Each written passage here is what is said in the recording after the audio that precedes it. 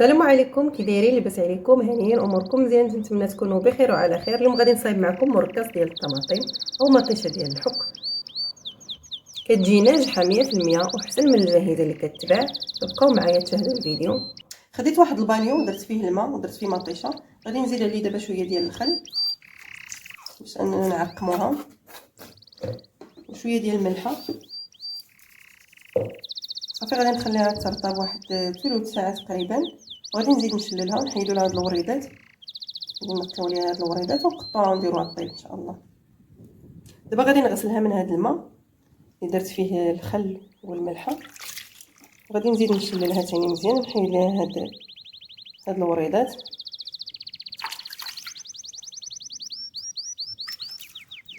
ونحاول نفركها مزيان.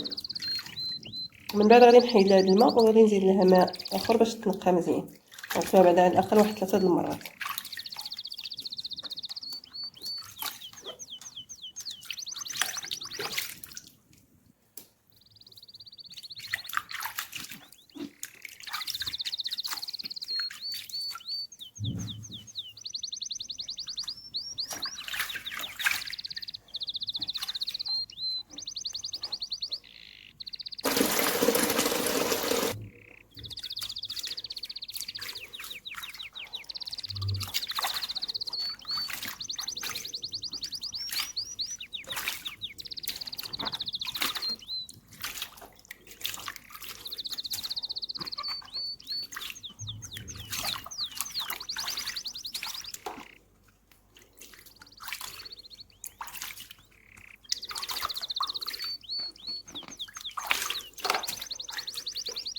من بعد ما غسلتها مزيان غادي نديرها تسقطها في هاد الشبكه، وغادي ندوز نقطعها في كوكوط باش نديرها طيب.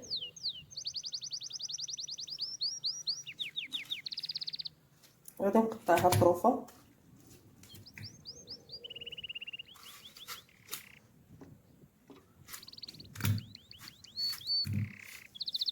صافي بحال هادشي. غادي نستمر حتى نكمل الكميه اللي عندي، وغادي ندوز نديرها طيب ان شاء الله.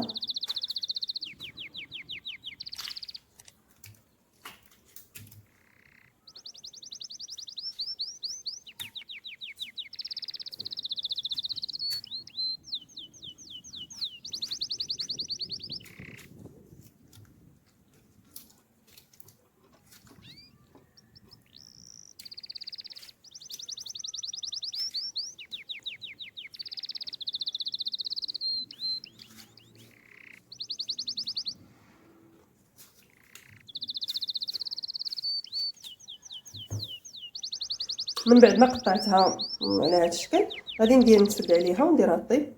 ما نسدوش عليها، غير غادي نحطو عليها هذه ونديرها طيب، ومن بعد غادي نكمل معكم. غادي نخليها دابا حتى تنشف من الماء مزيان، وغادي نطفي عليها ونخليها حتى تبرد ونطحنها صافي، ونكمل معكم ونوريكم الطريقه باش كنردوها الطيب باش تعقد.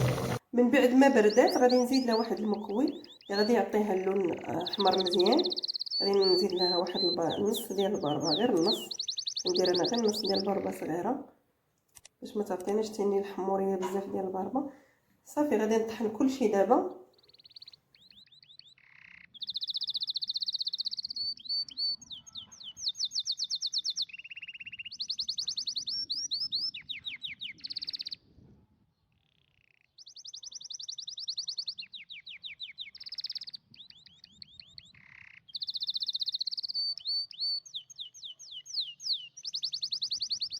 دابا طحنتها مزيان، غادي نديرها تصفى فواحد الصفايه.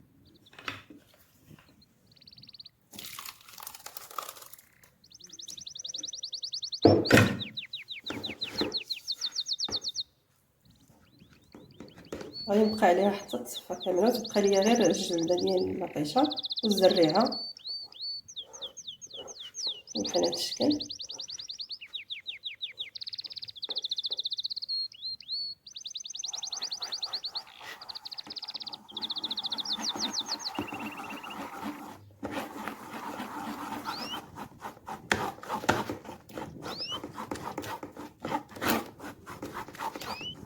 كما شفتوا معايا الجلده بدات تتبان وديك الزريعه صافي تتهبط لينا غير المطيشه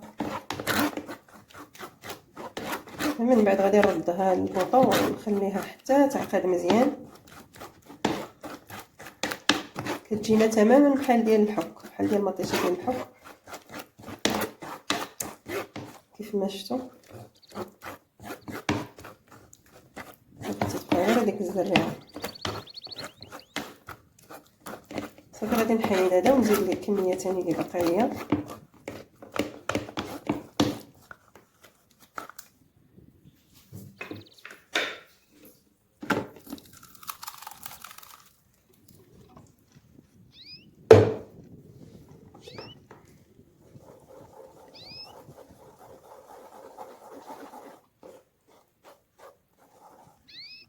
شفتوا معايا مطيشه اللي تتنزل.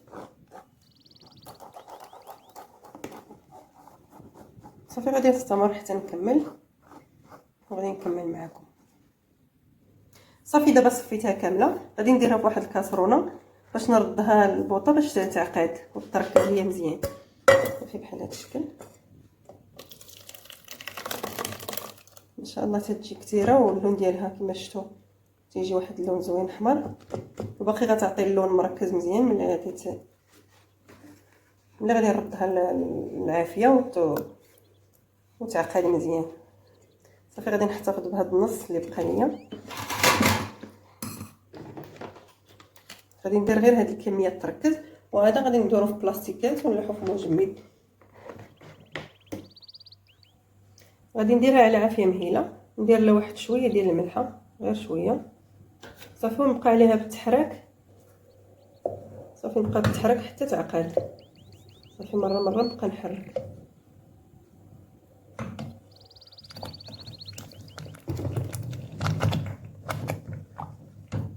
هي بدات تتعقد. غادي نزيد لها واحد شويه ديال زيت المائده.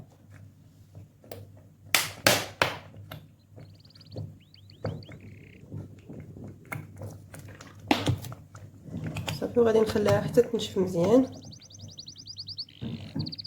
صافي غادي نخليها دابا تزيد واحد شويه حتى تنشف مزيان وتجينا خاتره مزيان. عاد غادي نطفي عليها.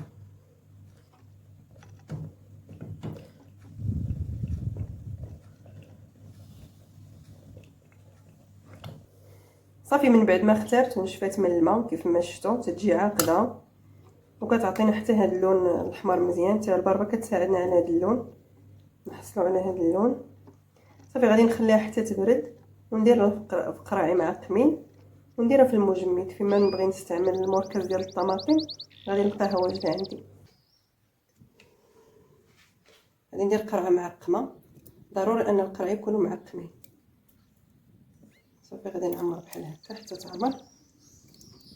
ضروري تاني ندير لها الزيت من الفوق باش انها ما تخسر ليناش. صافي فيما نبغي نستعملها غادي ندير واحد شويه منها. هذه احسن من الجاهزه اللي كتباع، اللهم نديروها في ديورنا. صافي كيف ما شفتوا تتجي خاتره وحمراء واللون ديالها مركز مزيان. الاحسن اننا نديرو شي حاجه اللي درنا في بيوتنا بدون مواد حافظه وتتكون شي حاجه على يديك. غادي ندير لها زيت المائده. صافي غادي نسد عليها دابا مزيان. نتمنى انكم تجربوها حتى نتوما.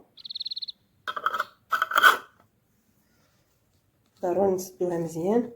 صافي غادي نحتفظوا فيها في المجمد. الا كنتو غادي ديروها تخليوها في البلاكار اولا تعقموها في الكوكوط، تردوها للكوكوط ديروا فيها الماء وتخليوها حتى تطبخ مزيان. صافي تحلوا عليها ديك الساعه كتحطوها غير في البلاكار ما تحتاجش المجمد. ولكن فاش غادي تحلوها تبداو بالاستعمال ديالها غادي ديروها في الثلاجه باش ما تخسرش لكم. صافي انا غادي نخليها في الثلاجه لان غادي نستعمل منها.